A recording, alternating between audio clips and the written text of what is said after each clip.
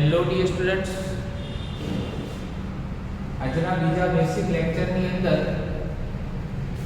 આપણે જે ટોપિક જોવાનું છે, ટોપિકનું નામ છે આજે એકમ વર્તુળ.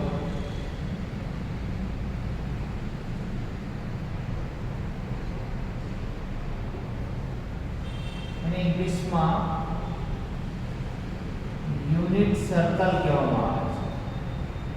શું કહેવામાં આવે છે? Unit circle. મોસ્ટ ઇમ્પોર્ટન્ટ છે એકમ વર્તુળ. એકમ વર્તુળનો સૌપ્રથમ તો મીનિંગ શું થાય કે જે વર્તુળની ત્રિજ્યા 1 એકમ હોય એવા વર્તુળને એકમ વર્તુળ કહેવાય. એટલે કે શું? તો અહીંયા વર્તુળનું કેન્દ્ર છે, ધારો કે O, ત્યાંથી અહીંયા સુધીનું અંતર કેટલું લેવાનું? 1. આ અંતર પર કેટલું લેવાનું? 1. અહીંયા પણ 1, અહીંયા પણ 1. એકમ ગમે તે હોઈ શકે, સેન્ટીમીટર હોય કે મીટર હોય, ગમે તે, પણ અંતર આપણે 1 લેવાનું. બરાબર? તો 1 એકમ ત્રિજ્યા ધરાવતા વર્તુળને એકમ વર્તુળ કહેવાય. અહીંયા તમે A લો છો તો સામે A ડેશ દર્શાવો. ઉપરની સાઈડ B બિંદુ લઈએ છીએ તો નીચેની સાઈડ B ડેશ છે. સૌપ્રથમ યાદ રાખો કે A ડેશ જે છે એને ક્ષમક્ષિતિજ કહેવાય. આ ક્ષમક્ષિતિજ કહેવાય અને આ રીતે છે એને શિરોલંબ કહેવાય, જે તમે જાણો છો. બરાબર? ફરી એકવાર, આ જે બ્લેક માર્કર છે એને શું કહીશું આપણે? ક્ષમક્ષિતિજ. અને આ રેડ જે છે એને શું કહીશું? શિરોલંબ. આ x અક્ષ કહેવાય, આ y અક્ષ કહેવાય. તો આ x અક્ષ છે એના પર હંમેશા y યામ શૂન્ય હોય. x અક્ષ પર કયો યામ શૂન્ય? y. એનો મતલબ અહીંયાથી તમે અંતર કેટલું કાપ્યું? 1. પણ y માં તો અંતર કાપ્યું નથી. y માં ક્યાં અંતર? આપણે તો ફક્ત x માં કાપ્યું છે, y માં અંતર કાપેલું જ નથી. એટલે a ના યામ બન્યા 1 0. એવી જ રીતે આ બાજુ તમે અંતર કાપો છો ઋણ x માં, વિરુદ્ધ દિશામાં કાપ્યું, y માં નથી કાપ્યું એટલે -1. તો a ડેશ ના યામ -1 0. સેમ એવી જ રીતે તમે x માં અંતર નથી કાપતા પણ y માં 1 કાપો છો એટલે 0. x માં અંતર નથી કાપતા અને y માં કાપો છો પણ વિરુદ્ધ દિશામાં. બરાબર? તો દિશાની પણ વાત કરીએ તો પ્લસ અને લખીએ આપણે ધન x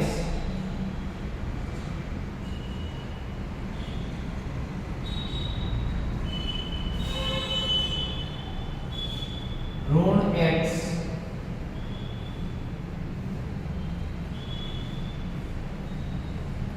ઉપરની સાઈડ ધન y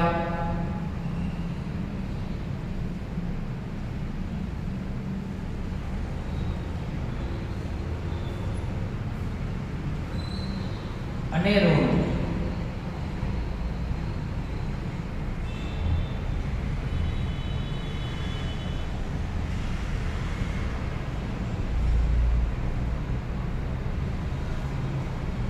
ધન x ઋણ x, ધન y ઋણ y.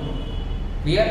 તો ધોરણ 9 ની અંદર આવું બેસિક આપણે ભણી ચૂકેલા છે, પણ હવે થોડું એડવાન્સ ભણવાનું છે યુનિટ સર્કલ ની અંદર. એટલા એકમ વર્તુળની અંદર ચરણની સંખ્યા કેટલી? તો 4. 1 2 3 અને 4. ટોટલ 4 ચરણ. બરાબર? ચરણો ની સંખ્યા કુલ કેટલી? 4.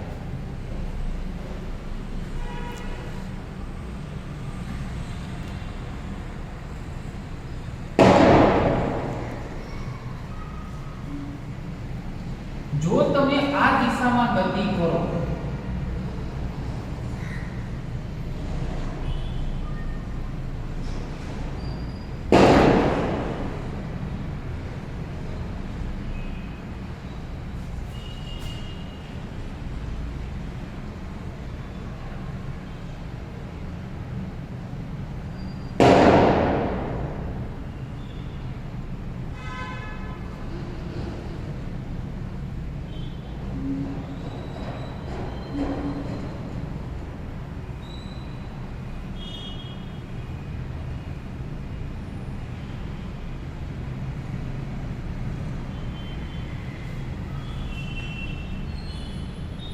બે દિશાઓ જુદી જુદી દર્શાવી દઈએ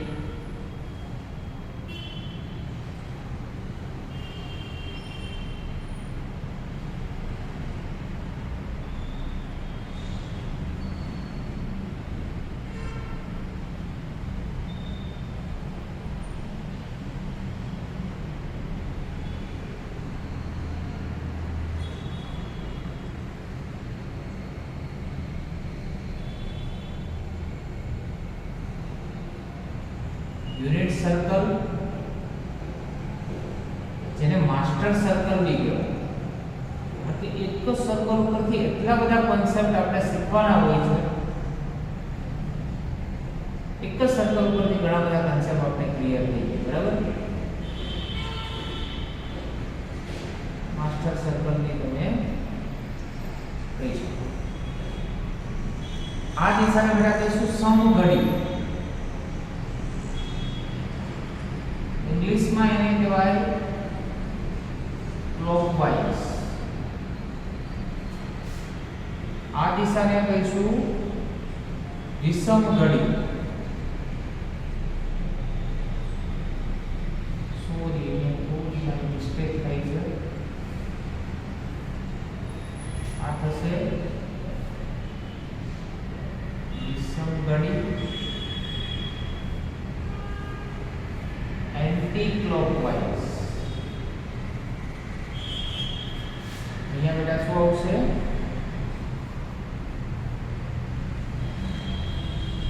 સમઘડી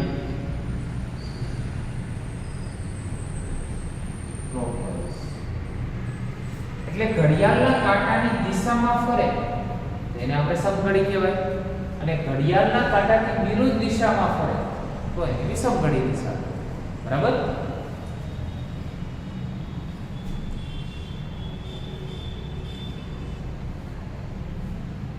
all S T અને C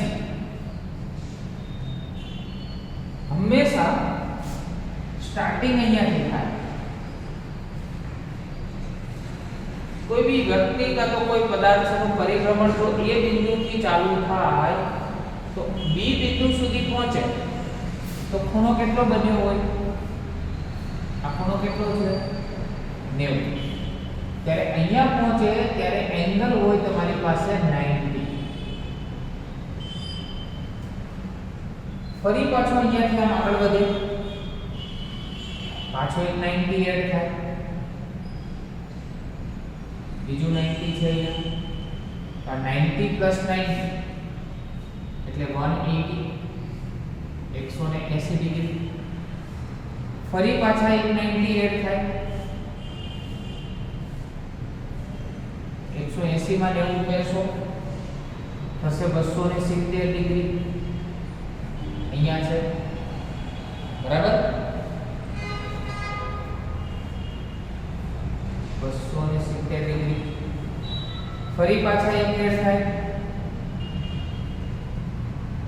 તો 270 માં ફરી પાછા 90 એડ કરો 360 એક વસ્તુ બહુ ક્લિયર થઈ કે એક વર્તુળનું પરિભ્રમણ પૂર્ણ કરો ત્યારે ટોટલ ખૂણો કેટલો થાય 360 તો તમને એવું પૂછવામાં આવે કે અર્ધ પરિભ્રમણ એવો શબ્દ વાપરે અર્ધ વર્તુળનું પરિભ્રમણ એટલે 180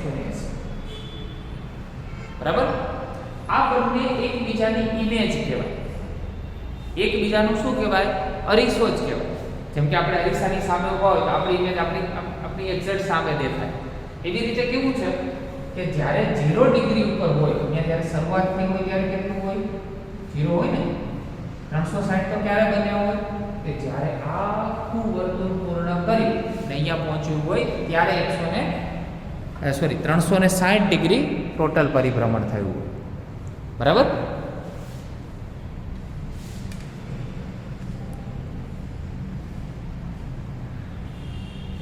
તો આ શું લખ્યું છે? ઓલ એટલે બધા વિધેય. આપણે પહેલા બેસિક લેક્ચર ની અંદર ડિસ્કસ કરી કે બધા વિધેય એટલે ટોટલ ત્રિકોણમિતીય વિધેય કેટલા? 6. તો બધા જ વિધેય પ્રથમ ચરણમાં ધન, બધા જ ધન. ક્યારે વિચારવાનું નહીં. તમને 0 ડિગ્રી થી 90 ડિગ્રી સુધીનો કોઈ પણ એંગલ આપે, કોઈ પણ ખૂણો આપે તો પહેલા ચરણમાં બધા જ વિધેય કેવા? ધન. બરાબર? આગળ વધીએ. 90 થી 180, 90 થી 180 જાઓ એટલે ફક્ત s જે આગળ વડાવતો એ કોણ છે? સાઇન. અને સાઇન નું વ્યસ્ત કોસેક. તો સાઇન અને કોસેક આ બે વિધેય ફક્ત બીજા ચરણમાં ધન. અહીંયા આપણે લખી દઈએ છીએ સાઇન અને કોસેક, સાઇન થીટા અને કોસેક થીટા આ બે વિધેય સોરી ધન, બાકી બધા ઋણ. t નો મતલબ tan થીટા અને એનું વ્યસ્ત છે cot થીટા. આ જ ધન, બાકી બધા ઋણ. આમાં cos થીટા અને sec થીટા આ જ બંને ધન, બાકી બધા ઋણ. ક્લિયર? તો all s t c બે ટેકનિક છે. બધા સચિન તેંડુલકર, એવી રીતે યાદ રાખો, બધા જ સચિન તેંડુલકર, અથવા all સૌ T and coffee, all serve tea and coffee. બરાબર? આ રીતે બધા પણ તમે યાદ રાખી શકો. બધા સચિન તેંડુલકર આ રીતે યાદ રાખો. તો એનો મીનિંગ એવો થયો કે એક વસ્તુ બહુ ક્લિયર છે કે જેવી તમે જો વિષમઘડી દિશામાં ફરો તો બધા જ ખૂણા કેવા આવે છે? ધન આવે છે. 0 થી પેલા 90 ગયા તો એ ધન, 180 270 360. તો તમે આ ઉલટું ફરો તો બધા કેવા આવે? ઋણ આવે. અહીંયાથી હું અહીંયા જાઉં તો ઉપર 90 છે તો નીચે -90 થાય કે નહીં? અહીંયા -180 થાય, -270 થાય અને ફરી પાછા 360 ડિગ્રી પર. તો જો તમે વિષમઘડીમાં ફરો તો ધન અને સમઘડીમાં ફરો તો ઋણ આવે. આ ખાસ ધ્યાન રાખજો. બરાબર?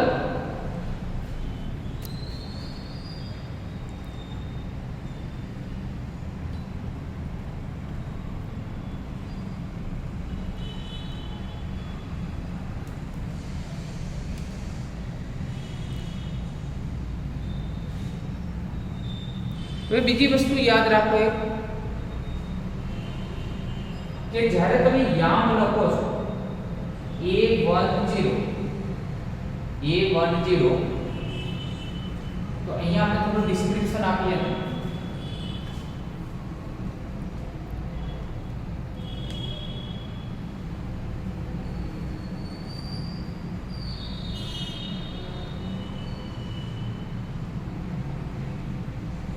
એકમ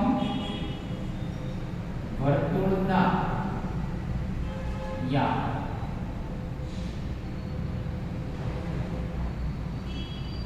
આપણે A10 લખ્યું તો યાદ રાખો હંમેશા પહેલી કિંમત હોય એ cos થીટા ની જ હોય અને બીજી કોની હોય sin થીટા ની હોય. માઇન્ડમાં ફિટ કરી નાખજો. પહેલી કિંમત હંમેશા cos થીટા ની હોય, બીજી sin થીટા ની જ હોય. બરાબર? તો તો જ્યારે તમને એવું પૂછવામાં આવે કે 0 ડિગ્રી આગળ cos ની કિંમત કેટલી 1 અને લાસ્ટ લેક્ચરમાં ટેબલમાં બી તમે જોજો cos 0 ની કિંમત કેટલી થશે 1 અને sin 0 ની કિંમત 0 થશે બરાબર એકમ વર્તુળ ઉપરથી ની કિંમત બી આપણે મેળવવી હોય તો મેળવી શકાય પહેલી cos ની કિંમત હોય બીજી sin ની હોય ફક્ત આ યામની વાત નથી કરતો a ડેશ માં પણ સેમ b માં પણ સેમ અને b ડેશ માં પણ સેમ ક્લિયર એક એક્ઝામ્પલ આપીએ આપણે થોડો વધારે આઈડિયા આવે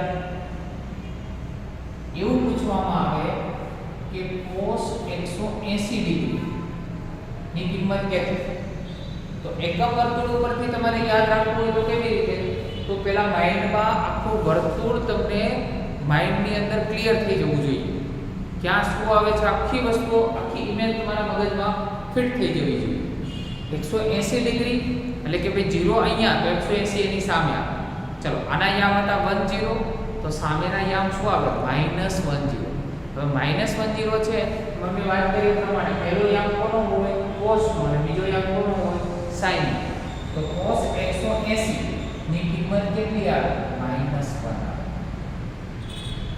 એવી જ રીતે sin 180 ની કિંમત કેટલી આવે તો sin 180 એટલે sin એટલે બીજું 0 બરાબર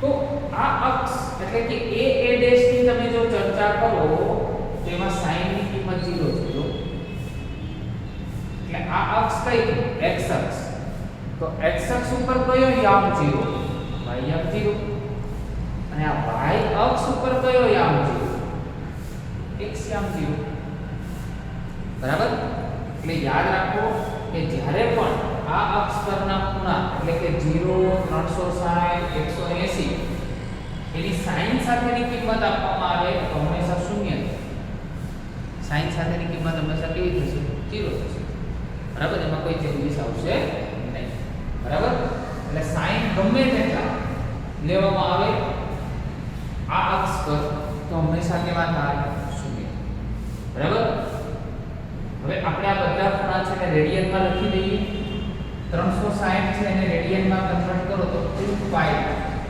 અને 0 નું રેડિયન તો આપણે જાણીએ છીએ કેટલું થાય 0 રેડિયન એવું લખ્યું છે 90 નું આપણે લાસ્ટ લેક્ચરમાં ડિસ્કસ કરેલી છે π/2 થાય 180 છે એનું રેડિયનમાં કન્વર્ઝન કરો તો π થાય અને 270 છે એનું 3π/2 કેટલું થાય 3π/2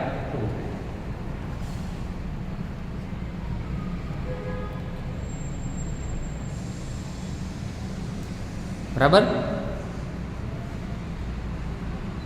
તો એકમ વર્તુળ પરથી કેટલીક મહત્વની કિંમત છે કે જો એક્ઝામ્પલમાં આપણે જોઈએ તો ધારો કે તમને cos 0 પૂછવામાં આવે અથવા sin 0 ડિગ્રી પૂછવામાં આવે તો 0 ડિગ્રી એટલે ક્યાં પહોંચી જવાનું અહીંયા પહોંચી જવાનું cos ની કિંમત પહેલો cos બીજો sin ચલો કેટલા આવશે 1 અને sin ની 0 કેટલા આવશે 0 એવી જ રીતે cos 90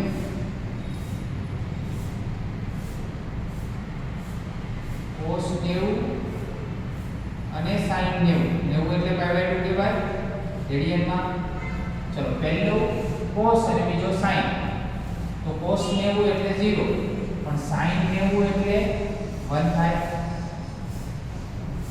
બરાબર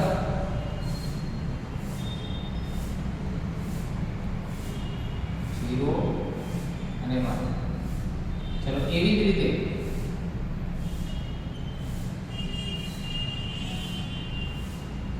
cos π અને sin π ફરી એકવાર લઈએ છીએ અહીંયા મેં 180 લખ્યા હતા અને હવે રેડિયનમાં કન્વર્ટ કર્યા કેટલા આવશે તો જવાબ આવશે -1 અને 0 ચાલ હવે આવી જવો જોઈએ એવી જ રીતે cos 3π/2 અને sin 3π/2 બરાબર. તો cos 3π/2 ની બેટા કિંમત કેટલી આવશે? તો cos 3π/2 છે એની કિંમત 0 ની આવશે -1. એક પરિભ્રમણ તમે પૂર્ણ કરો તો જવાબ હતો કેટલો? 2π અને sin 2π. બરાબર. તો cos 2π ની કિંમત આવશે 1 અને sin 2π ની 0. તો અહીંયા છે કે નહીં? અને 0 ડિગ્રી બી કહેવાય, 2π બી કહેવાય. બંને વસ્તુ સેમ જ છે કારણ કે એક પરિભ્રમણ પૂર્ણ કરો એટલે 2π રેડિયન જેટલું મળે. ક્લિયર? તો એકમ વર્તુળની બેસિક ઇન્ફોર્મેશન થઈ. બરાબર.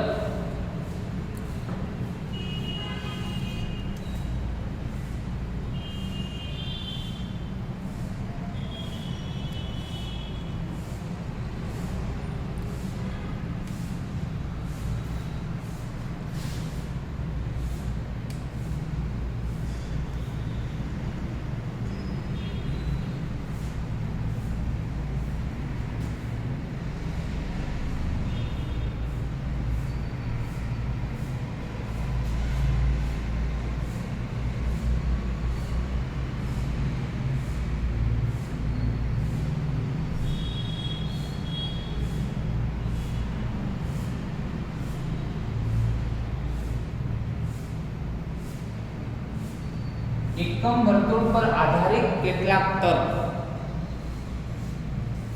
એમાં નંબર ફર્સ્ટ, ધારો કે તમને cos, એક કામ કરીએ પહેલા તમને કોટી વિધેય જણાવી દઈએ. ત્રિકોણમિતિમાં અમુક કોટી વિધેય છે. કોટી વિધેય એટલે sin છે એનું કોટી વિધેય છે cos, બરાબર. tan છે એનું કોટી વિધેય છે cot, અને cosec છે એનું કોટી વિધેય છે sec. બરાબર. એનો ઉપયોગ હમણાં કરીશું એટલે વધારે આઈડિયા આવશે. એક્ઝામ્પલ લઈએ.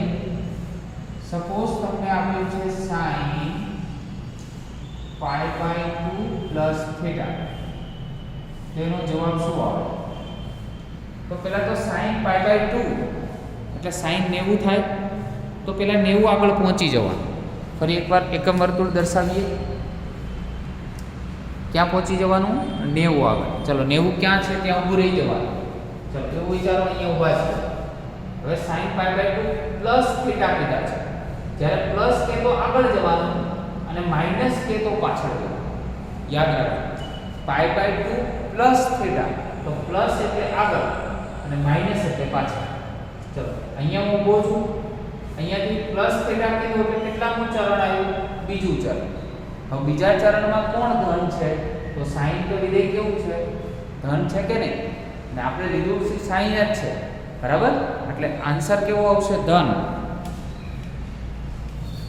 પરંતુ યાદ રાખો કે જ્યારે ખૂણો π/2 સ્વરૂપનો હોય, કોઈ પણ π/2, 3π/2, 5π/2, ગમે તેટલા π/2 સ્વરૂપનો ખૂણો હોય, બરાબર, તો વિધેય બદલી નાખવાનું. એનું કોટી વિધેય લેવાનું. તો sin નું કોટી વિધેય કોણ છે? cos. cos થીટા આવશે.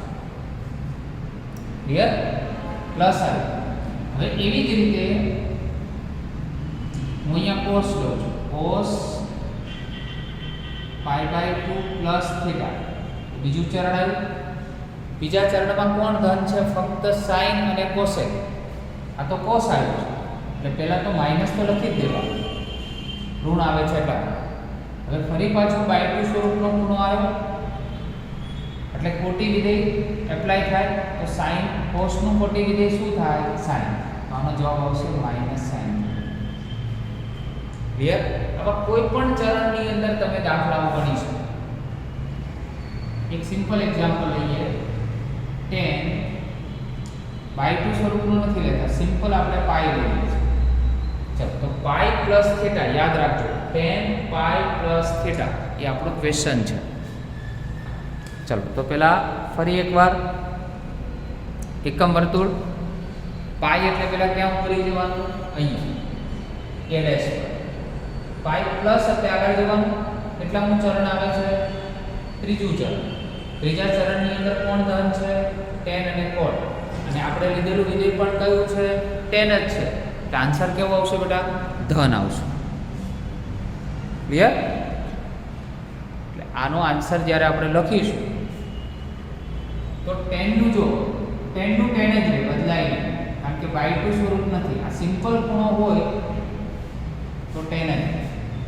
હવે એમાં હું જો cot લઉં તો પણ ધન આવે, પરંતુ વિધેય બદલી નાખું છું. અહીંયા લઈએ છીએ આપણે sec pi plus theta.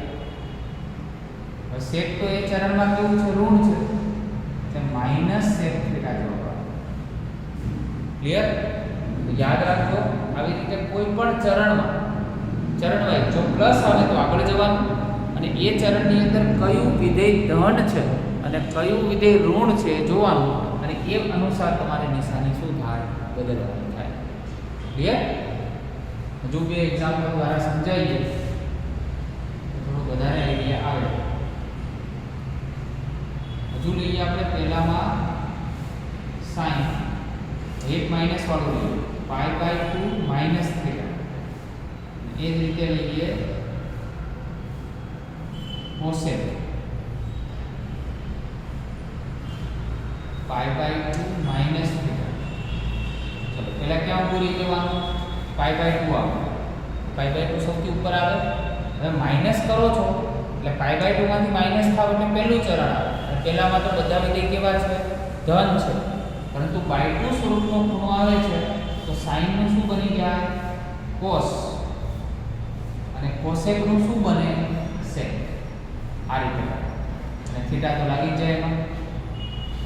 Clear? તો બાય 2 સ્વરૂપનો કોઈ પણ ખૂણો આવે ડિવાઇડ બાય 2 સ્વરૂપનો, એટલે વિધેય કોટી વિધેય લાગુ પડે. એટલે કોટી વિધેય છે આ બધા એક. ક્લિયર?